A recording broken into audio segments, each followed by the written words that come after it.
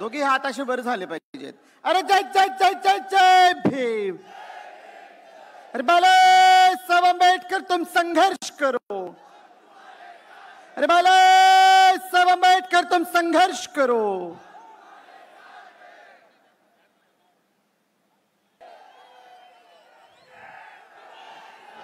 Doctor Babasaheb आंबेडकरांचा, वंचित बहुजन आघाडीचा. आंबेडकर तू मागे पडो. जय जय जय जय जय भीम. जय जय जय जय जय भीम. समतेचे विचार रुजवणाऱ्या सर्व महामानवांना त्रिवार अभिवादन करतो. मंचावरती उपस्थित सर्व मान्यवर, तसेच इथे उपस्थित माझ्या माता भगिनी, वडीलधारी मंडळी, या चळवळीतले साथीदार आणि तसेच भारताचे संविधान मानणारे या देशातल्या प्रत्येक नागरिकाला माझा जय जिजाऊ, जय शिवराय, जय ज्योती, जय क्रांती, जय लहूजी, जय मल्हार, अस्सलाम वालेकुम आणि जय भीम. 2 वर्ष 11 महिने आणि 17 दिवस हे ड्राफ्टिंग कमिटीला भारताचं संविधान लिहायला लागले आणि 2 वर्ष 11 महिने आणि 17 दिवसांनंतर जेव्हा बाबासाहेब आंबेडकरांनी कॉन्स्टिट्युएंट असेंब्ली समोर संविधानाचं त्यांचं ड्राफ्ट समोर ठेवलं, तेव्हा त्यांनी एक महत्वाचं भाषण दिलं होतं आणि ती तारीख होती 25 नोव्हेंबर 1949.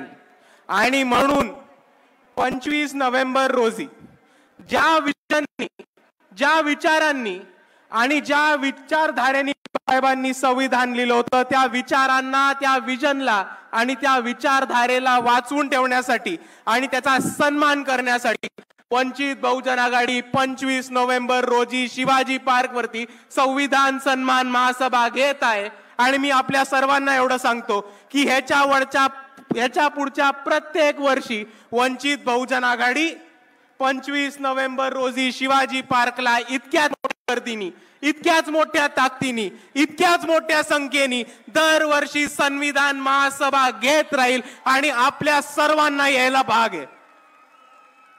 आणि हेच बोलत असताना बाबासाहेबांनी त्या भाषणामध्ये त्यांचे विजन मांडली होती, विचार मांडले होते आणि तशीच एक काळजी आणि पोटतिडकी मांडली होती.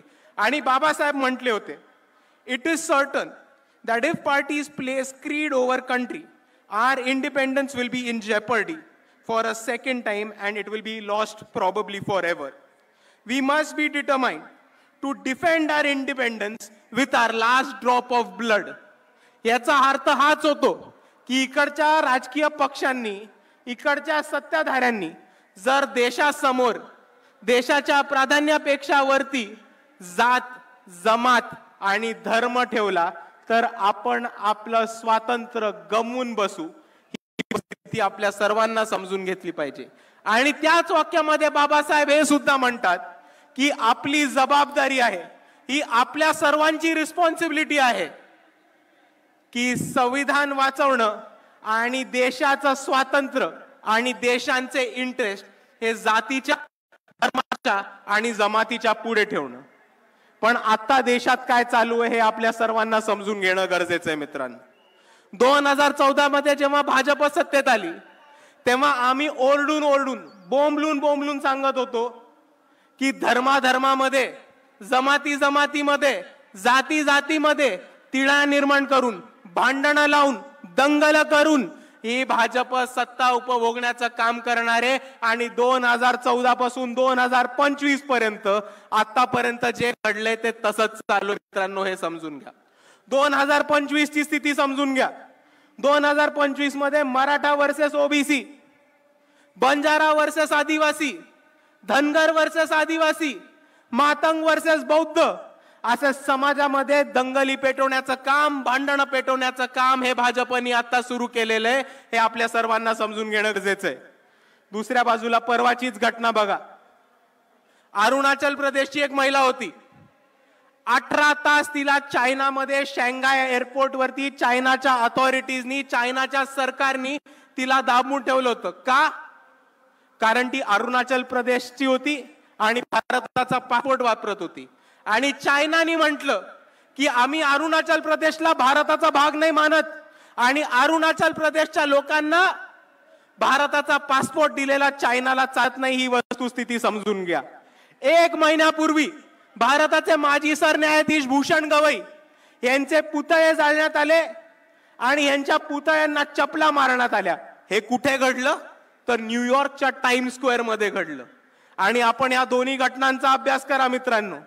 जेव्हा त्या अरुणाचल महिलेला सांगतात की तुमचा भारताचा पासपोर्ट चालत नाही आणि चायना अरुणाचल प्रदेशला भारताचा भाग मानत नाही, आणि जेव्हा सरन्यायाधीश भूषण गवईंचे पुतळे जाळले जातात आणि त्यांच्या पुतळ्यांना चपला मारल्या जातात, तेव्हा तो फक्त एका महिलेचा किंवा भूषण गवईंचा अपमान नाहीये.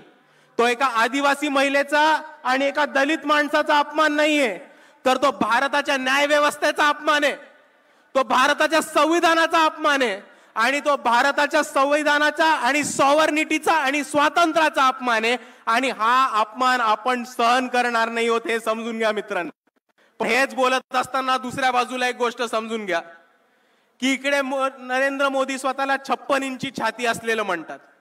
अमित शहा स्वतःला खंबीर खमक असे गृहमंत्री म्हणतात. पण हे दोघं सत्तेत असताना आज चायना अरुणाचल प्रदेशला भारताचा भाग मानत नाही आणि भारताच्या सरन्यायाधीशच्या पुतळ्याला चपला मारल्या जातात.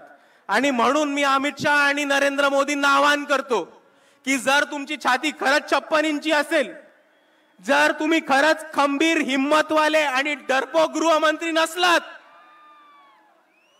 तर तातडीने चायनावरती ऍक्शन घेऊन दाखवा. फॉरेन पॉलिसीनी चायनाला सबक शिकवून दाखवा. आणि दुसऱ्या बाजूला ज्या ज्या भारतीयाच्या नागरिकांनी, ज्या ज्या NRIंनी भूषण गवईंच्या पुतळ्याला चप्पल मारायचा प्रयत्न केला, त्यांचे व्हिसा आणि पासपोर्ट रद्द करून दाखवा. मग आम्ही मानू की तुमची छाती खरंच 56 इंची आहे आणि मग आम्ही मानू की अमित शहा मध्ये खरंच दम आहे. नाहीतर तुम्ही समजून घ्या, 5-25 चायना करून काही नाही होत. चायनाला उत्तर द्यायचं असेल तर ताकदीने उत्तर द्यायला लागणार हे आपण समजून घ्या. आणि दुसऱ्या बाजूला मोदी आणि अमित शहा हे NRIंच्या विरुद्ध आणि अमेरिकेत बसलेल्या NRIंच्या विरुद्ध ऍक्शन नाही घेणार, कारण हेच NRI लोक आहेत जे भाजपला USA मध्ये बसून भरघोस पैसा पोचवतात. हे आपण दुसऱ्या बाजूला समजून घ्या. आणि भारतामध्ये आणि अमेरिकेतल्या गोष्टी बोलत असताना परवाच एक रिपोर्ट आलाय की $3,30,000 हे RSS नावाच्या अनधिकृत टेररिस्ट ऑर्गनायझेशननी USA मध्ये स्क्वायर पॅटसन बॉक्स नावाच्या एका कंपनीला दिले होते लॉबिंगसाठी आणि USA मधली निर्णय प्रक्रिया बदलण्यासाठी. आणि दुसऱ्याच बाजूला याच RSSनी दिल्लीमध्ये 150 कोटीचं केशव कुंज नावाचं ऑफिस उभं केलं. हे आपण समजून घ्या. आता मला एक प्रश्न सांगा की जी संघटना जिची कोणती रजिस्ट्रेशन नाहीये, ज्याची कोणती नोंदणी नाहीये आणि जी भारताचं संविधान मानत नाही, ही संघटना $3,30,000 USA ला कसे पाठवते? ही संघटना 150 कोटीचं ऑफिस दिल्लीमध्ये कसं बांधते? आणि जर इकडच्या सरकारकडे त्याची उत्तरं नसतील, जर इकडच्या इन्कम टॅक्स डिपार्टमेंटकडे त्याची उत्तरं नसतील, तर ही एक धोक्याची घंटा ही आपण सर्वांनी समजून घेतली पाहिजे. आणि हीच धोक्याची घंटा वंचित बहुजन आघाडीने ओळखली होती. म्हणून भारताच्या इतिहासामध्ये RSSच्या कार्यालयावरती पहिला मोर्चा जर कोणी काढला असेल तर तो फक्त आणि फक्त वंचित बहुजन आघाडीने काढला होता. आणि हा मोर्चा काढताना आम्ही RSSला 3 गिफ्ट देणार होतो. पहिलं गिफ्ट होतं भारताचा ध्वज, आपला तिरंगा. आणि आमचं हे म्हणणं होतं, तुम्ही तिरंगा मानत नाही, आम्ही तुम्हाला तिरंगा गिफ्ट करतो आणि तुम्ही तुमच्या कार्यालयावरती तिरंगा लावणं सुरू करा. दुसरं आमचं गिफ्ट होतं भारताचं संविधान. आणि आमचं हे म्हणणं होतं की तुम्ही भारताचं संविधान म्हणत नाही, आम्ही आमच्या वतीने तुम्हाला एक संविधानाची प्रत देतो, तुम्ही ते संविधान वाचा, समजा आणि संविधानाच्या हिशोबाने चालत राहा. हा आमचा दुसरा त्यांना गिफ्ट होता. आणि नोंदणी नसलेल्या ह्या संघटनेला आमचं तिसरं गिफ्ट होतं पब्लिक रजिस्ट्रेशन ऍक्ट. हे सांगण्यासाठी की तुमची नोंदणी नाही झाली आहे, हे महाराष्ट्र राज्याचं पब्लिक रजिस्ट्रेशन ऍक्टची कॉपी आहे, ही वाचा, ही समजून घ्या आणि तुम्हाला ह्या पब्लिक रजिस्ट्रेशन ऍक्ट खाली स्वतःला रजिस्टर करून घ्या. पण RSSचा एकही माणूस आला नाही आणि RSSच्या कोणत्याही माणसाने हे गिफ्ट स्वीकारलं नाही. आणि त्याच्यावरनं आम्हाला हे साफ झालं की RSS नोंदणी करायला नाकार देतीये, RSS तिरंगा लावायला नाही देतीये आणि RSS संविधान वाचायला आणि संविधान मानायला नाकार देतीये. आणि जे संघटना या देशामध्ये संविधान मानत नाहीत, स्वतःला रजिस्ट्रेशन करत नाहीत आणि स्वतःला तिरंगा फडकवण्याची हिंमत करत नाहीत, त्याला आम्ही दहशतवादी आणि टेररिस्ट ऑर्गनायझेशनच म्हणणार. आणि आपला जो मोर्चा झाला होता, आपल्या मोर्चा धास्ती RSSनी घेतलीये, आपल्या मोर्चाची धास्ती बरोबर RSSनी घेतलीये. नाव घेतलं नाही आपलं, बहुतेक घाबरत असतील, नाव घेतलं नाही आपलं, पण मोहन भागवतांनी बरोबर उत्तर दिलं आपल्याला. आणि ते काय म्हणाले की आमची नोंदणी ही आमची स्थापना ही ब्रिटिश काळामध्ये झाली होती, म्हणून भारत स्वातंत्र्य झाल्यानंतर आम्हाला परत नोंदणी करायची गरज नाही. आणि जर मोहन भागवतांना असं वाटत असेल तर त्यांना मला एकच गोष्ट सांगायची आहे की जर तुमची स्थापना ब्रिटिशांच्या काळी झाली होती आणि भारत स्वतंत्र देश झाल्यानंतर संविधान लागू झाल्यानंतर तुम्हाला स्वतःची नोंदणी करायची नव्हती, तर मग या देशात थांबलात कशाला? ब्रिटिशांबरोबरच निघून जायचं होतं ना. पनवती बसलात. आणि म्हणून मी RSS ला एकच गोष्ट सांगतो कि इस देश में रहना होगा तो संविधान मानना होगा. बोला माझ्या बरोबर, इस देश में रहना होगा, इस देश में रहना होगा, अगर इस देश में रहना होगा. आणि दुसऱ्या बाजूला मोहन भागवत म्हणतात की आम्ही एक व्यक्तींची संघटन होत, आम्ही एक व्यक्तींची संघटन असल्यामुळे आम्हाला रजिस्टर करायची गरज नाहीये, आम्हाला नोंदणी करायची गरज नाहीये. आणि म्हणून मला इकडच्या न्याय व्यवस्थेला एकच प्रश्न विचारायचा आहे की जर 5 लोक, 5 व्यक्ती एकत्र येऊन एक संघटन बनवत असतील, उदाहरण घ्या, तर मी आहे, माझ्या बरोबर चेतनदादा आहिरे आहेत, सागरदादा गवई आहेत, स्नेहलताई सोनी आहेत, तय्यबभाई जफर आहेत, शमीबाताई पाटील आहेत.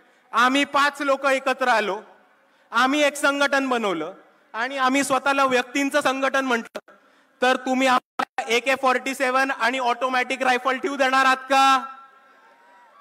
तुम्ही आम्हाला ऑटोमॅटिक वेपन्स ठेवू देणार आहात का? तुम्ही आम्हाला जिल्ह्यामध्ये तालुक्यामध्ये संघटन बनवू देणार आहात का? तुम्ही आम्हाला जिल्ह्यामध्ये तालुक्यामध्ये चंदा इकट्ठा करू देणार आहात का? आणि या चंदा इकट्ठा केल्यावरती आम्हाला टॅक्स माफ करणार आहात का? हे इकडच्या न्याय व्यवस्थेने आम्हाला सांगितलं पाहिजे. आणि जर या 5 गोष्टींना तुमचं उत्तर नाही असेल तर माझी तुम्हाला विनंती आहे की हेच नियम, हाच कानून आणि हेच संविधानाचे कलम RSS ला सुद्धा लागू करा आणि RSS नोंदणी विरुद्ध करा. आणि हे नसेल करता येत तर RSS बॅन करा. आणि म्हणून मी म्हणतो RSS मुर्दाबाद, RSS मुर्दाबाद. आणि म्हणून मित्रांनो, एक गोष्ट समजून घ्या की मोहन भागवत अजून एक गोष्ट म्हणते की आम्ही व्यक्तींची संघटन आहोत म्हणून आम्ही नोंदणी नाही करणार, आम्ही व्यक्तींची संघटन आहोत म्हणून आम्ही नोंदणी नाही करणार. तर त्यांना मला प्रेमाने एकच गोष्ट सांगायची आहे की भारताच्या संविधानामध्ये तुम्हाला व्यक्तींचीच संघटन रजिस्टर करायची असते, नोंदणी करायची असते. जर तुम्ही उंदरांची, मांजरांची, कुत्र्यांची, पक्ष्यांची, प्राण्यांची संघटना काढली तर ती तुम्हाला रजिस्टर करायची गरज नाहीये. आणि म्हणून तुम्ही स्वतःला माणसातले मानत असाल तर संविधानाप्रमाणे स्वतःला रजिस्टर करा. मी एक गोष्ट सांगू इच्छितो. आणि मित्रांनो, म्हणून मी दरवेळेस म्हणत राहतो की या भारतामध्ये जर कोणी RSS ला थांबवू शकणार असेल, कोणी बीजेपीला हरवू शकणार असेल आणि जर कोणी मनुवादाला अंगावर घेऊन त्याला हरवू शकणार असेल तर ते फक्त आणि फक्त या देशातले आंबेडकरवादी आहेत. त्याच्यापेक्षा अजून कोणामध्ये दम नाही. आणि संविधानाचा सन्मान करायला, संविधानाचा गौरव करणारा आणि संविधानाची बाजू घेऊन लढणारा कोणता पक्ष असेल तर तो फक्त एकच पक्ष आहे, तो फक्त एकच नेता आहे, ते म्हणजे बाळासाहेब आंबेडकर आणि वंचित बहुजन आघाडी. आणि कोणताही मुद्दा असो, कोणताही आंदोलन असो, वंचित बहुजन आघाडी लढत राहतं. आमचा एक आमदार खासदार नाही, आमचा एक मंत्री नाही, संत्री नाही, तरी लोकांचे प्रश्न सोडवण्यासाठी, आंदोलन करण्यासाठी, मोर्चे काढण्यासाठी आणि या व्यवस्थेला घेराव घालून लोकांना न्याय मिळवून देण्यासाठी कोण लढत असेल तर ते फक्त वंचित बहुजन आघाडी लढतीये. लोकांचे प्रश्न सोडवण्यासाठी मुंबईमध्ये SRAच्या विरुद्ध मोर्चा काढणं, अडाणीच्या मिरिटाच्या विरुद्ध मोर्चा काढणं, प्रदूषणाच्या विरुद्ध मोर्चा काढणं, गायरांच्या विरुद्ध मोर्चा काढणं, कंत्राटी भरतीच्या विरुद्ध मोर्चा काढणं जर कोणी केलं असेल तर ते वंचित बहुजन आघाडीने केले, अजून कोणी करू शकलेलं नाही. दुसऱ्या बाजूला इथे उभं राहून बोलतो, त्यांच्या घरासमोर उभं राहून बोलतो की जेव्हा या मनसेनी मस्जिदीवरचे भोंगे काढायचा प्रयत्न केला होता तेव्हा मनसेच्या भोंग्यामधली हवा काढायचं काम हे वंचित बहुजन आघाडीने केलं होतं. जेव्हा टिपू सुलतान आणि औरंगजेबचे फोटो लावण्यासाठी इकडच्या मुसलमान युवकांना अरेस्ट करण्यात येत होतं, टॉर्चर करण्यात होतं, तेव्हा ही वंचित बहुजन आघाडी होती ज्यांनी टिपू सुलतानचा फोटो छत्रपती शिवाजी महाराज, छत्रपती शाहू महाराज, महात्मा ज्योतिबा फुले, डॉक्टर बाबासाहेब आंबेडकरांच्या फोटो मध्ये लावला होता आणि आम्ही या सरकारला चॅलेंज दिला होता. दुसऱ्या बाजूला हेच ते बाळासाहेब आंबेडकर होते जे औरंगजेबच्या मजारीवरती गेले होते आणि या व्यवस्थेला, RSS ला आणि बीजेपीला चॅलेंज दिला होता की इकडचे मुस्लिम पोरं तर फक्त स्टेटस ठेवतात, आमच्या स्टेजवरती टिपू सुलतानचा फोटो आहे, बाळासाहेब औरंगजेबच्या मजारीवरती गेलेत, तुमच्यामध्ये हिम्मत असेल तर आमच्या विरुद्ध ऍक्शन घेऊन दाखवा. आणि एका बाजूला अजून एक धर्मांध ताकद आहे जी बाळासाहेबांचा औरंगजेबच्या मजारीवरचा फोटो काढते आणि काय झालं की बाळासाहेबांचा तो औरंगजेबवरचा फोटो पुढे काढते. या कट्टर हिंदुत्ववादी लोकांना, या धर्मांध लोकांना मला एकच गोष्ट आठवण करून द्यायची आहे की तो कोरोना काळ आठवा, जेव्हा या महाराष्ट्रामधली आर्थिक परिस्थिती ढासळली होती आणि या महाराष्ट्रामधले सगळे मंदिरं बंद पडली होती, तेव्हा हे तेच बाळासाहेब होते ज्यांनी पंढरपूरमध्ये विठोबाच्या मंदिरावरती आंदोलन केलं आणि अख्ख्या महाराष्ट्रामधले मंदिरं चालू करून देणारे हिंदू नागरिकांसाठी सुद्धा बाळासाहेब आंबेडकरच होते. आणि म्हणून मी म्हणतो की आम्ही सर्वांसाठी लढतो. कोथरूड पुणे केस आपल्याला माहिती असेल, सोमनाथ सूर्यवंशींबद्दल काय झालं आपल्या सर्वांना माहिती असेल, पण पोलिसांना धारेवरती धरून, काळा कोर्ट स्वतः चढवून, कोर्टामध्ये जाऊन कोथरूड मधल्या त्या 3 मुलींना आणि सोमनाथ सूर्यवंशींना जर कोणी न्याय मिळवून दिला असेल तर ते फक्त बाळासाहेब आंबेडकर आणि वंचित बहुजन आघाडी होती. आणि म्हणून मित्रांनो मी एवढंच सांगतो की आम्ही लढणारी लोक आहोत, मार खाणारी नाही, मारणारी लोक आहोत आणि याच्या पुढेही लढत राहू. आम्हाला साथ हवी आहे तर फक्त तुमच्या सर्वांची. म्हणून मी माझे 2 शब्द थांबवतो. आपल्या सर्वांना माझा मानाचा जय भीम, जय श्रीराम.